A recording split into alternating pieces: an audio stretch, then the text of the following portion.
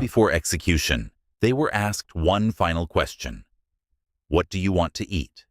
These are the last meals of some of the most infamous killers. Starting off with infamous, the lady killer, Theodore Robert Bundy, with his last victim being 12-year-old Kimberly Leach, active between 1974 and 1978. Bundy confessed over 30 murders. Theodore Bundy, arrested on February 15, 1978, in Pensacola, Florida. Bundy even refused to give his real identity and went with an alias, Kenneth Misner. Before his execution in Florida State Prison, for his last meal, he declined to request a special last meal. He was just served the standard meal provided by the Florida State Prison, consisting of medium-rare steak, eggs, hash browns, toast with butter and jelly. And for drink, milk, coffee, and juice. Reportedly, Bundy did not eat anything. After that, the killer was executed via electrocution, coming off to killer clown John Wayne Gacy, killing at least 33 young men and boys between 1972 and 78 in Chicago, with his last victim being Robert Piest. The disappearance of Robert Piest was the prime reason for the clown's arrest, after finding a receipt in Gacy's jacket that belonged to Robert's. Unlike many other victims of Gacy's, Robert wasn't buried. He was discarded in a river. The body was found on April 9, 1979. Furthermore, Gacy requested a bucket of original recipe KFC chicken, 12 deep-fried prawns, French fries, 1 pound fresh strawberries, and for drinks, Diet Coke, highlighting his personal history as a former manager at 3 KFCs. Then, John Wayne Gacy was executed via lethal injection at Stateville Correctional Center in Crest Hill, Illinois, on May 10, 1994. He was pronounced dead at 12:58 a.m. Justice served after 14 years after his conviction. Now, the damsel of death, hooker from hell, Aileen Wuornos. Wuornos killed 7 men between November 1989 and November 1990 while working as a prostitute in Florida's highways.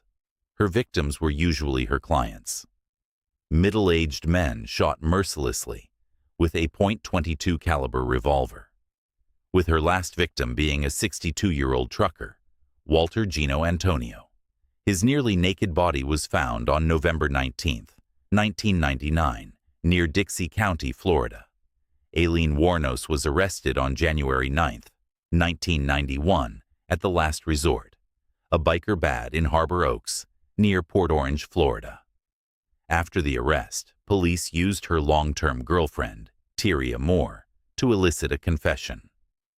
Desperate to protect Moore, Wuornos eventually admitted to her killings during a call on January 16, 1991, saying, "I am not going to let you go to jail.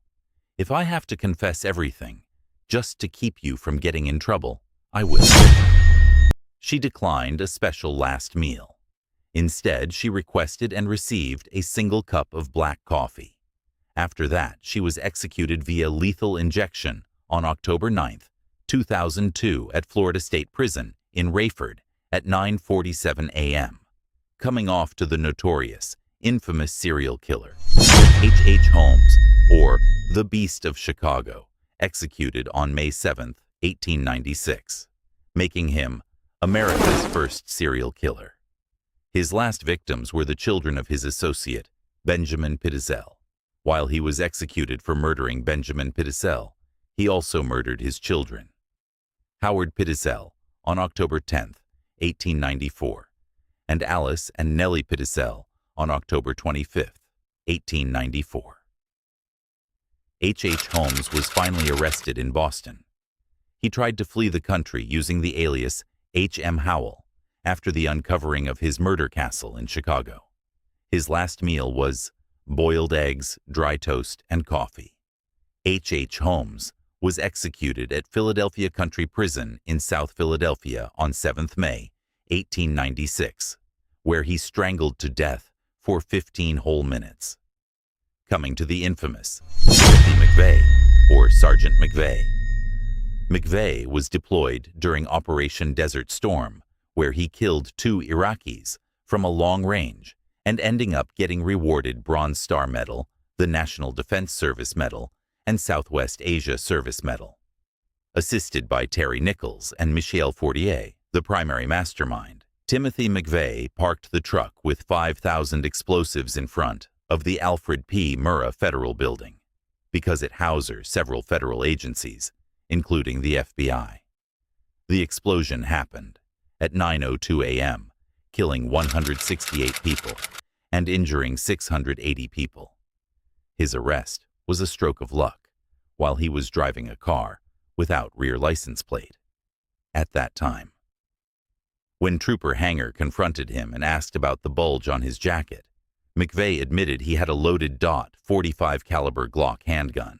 Hanger replied, "So is mine," and took him to custody. Later on, the FBI contracted the Noble Country Jail on April 21, 1995, because Timothy matched one of their suspects, and then leading to him getting arrested later that day.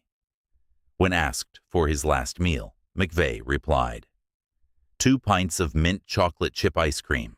He consumed the ice cream the evening before his execution. Further on, he was executed via lethal injection at United States Penitentiary, USP, Terre Haute, Indiana. Now, for the final infamous killer, William Bonin, also known as the Freeway Killer.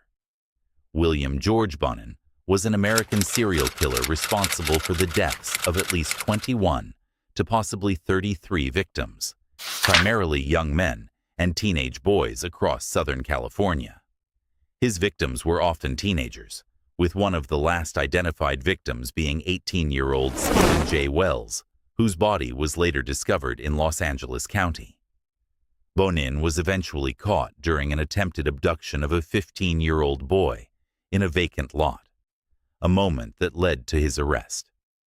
The case took a major turn when his former accomplice, 17-year-old William Pugh, cooperated with authorities. After being arrested on unrelated charges, Pugh revealed crucial details, including Bonin's disturbing admissions about his crimes. Before his execution, Bonin requested an unusually large final meal, 2 large pepperoni and sausage pizzas, 3 pints of coffee ice cream, and 18 cans of Coca-Cola. After spending 16 years on death row at San Quentin State Prison, William Bonin was executed by lethal injection on February 23, 1996, bringing an end to one of California's most disturbing criminal cases.